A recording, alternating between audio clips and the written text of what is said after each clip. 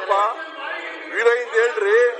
Arrest ಆಗಿದಾರಲ್ಲ, Baba Saheb Patil ಕಿತ್ತು ವೀರಯ್ಯನ arrest ಆಗಿದೆ 2 ಸರಿ MLC ಹೇಳಿ. ಅದಕ್ಕೆ ಬಾಬಾ ಸಾಹೇಬ್ ಕಿತ್ತೂರ್ ಅಶ್ವಥ್ ಅವ್ರು ಯಾಕೆ ನಿಲ್ತೀರಿ? ಸಹಾಯಕ ನಿರ್ದೇಶಕರ ಕಚೇರಿಯನ್ನು ಚೆನ್ನಮ್ಮ ಕಿತ್ತೂರಿನಲ್ಲಿ ಯಾವಾಗ ಪ್ರಾರಂಭ ಮಾಡಲಾಗುವುದು?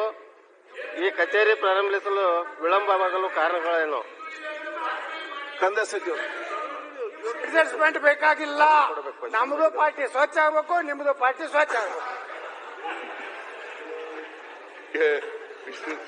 ಯತ್ನಾಳ್ ಅವ್ರೆ, ನೀವು ಸೀರಿಯಸ್ ಮಿನಿಸ್ಟರ್ ಆಗಿದ್ರಿ, ನಿಮ್ಗೆ ಸೀರಿಯಸ್ನೆಸ್ ಅಲ್ಲ ಸರ್, ಈಗ ಕೇಂದ್ರ ಮಂತ್ರಿ ಆಗಿದ್ದವರು ಏನಂತ ಗೊತ್ತಿರಲ್ಲ, ಏನ್ ಮಾತಾಡ್ತೀವಿ ಅಂತ ಗೊತ್ತಿರಲ್ಲ, ಯಾವ ನಿಲುವು ತಗೊಳ್ತೀವಿ ಅಂತ ಗೊತ್ತಿರಲ್ಲ.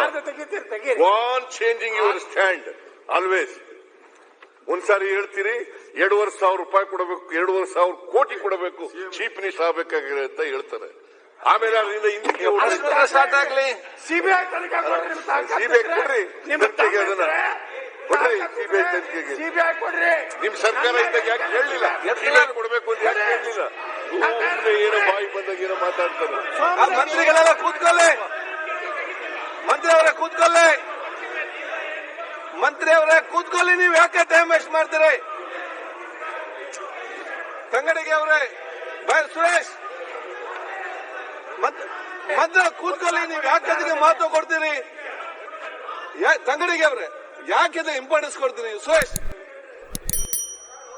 ಯಾವ ಕಿತ್ತೂರು ಬಸವಪ್ಪ ಕಿತ್ತೂರು ಜೋರಾಗಿ ಮಾತಾಡಿ.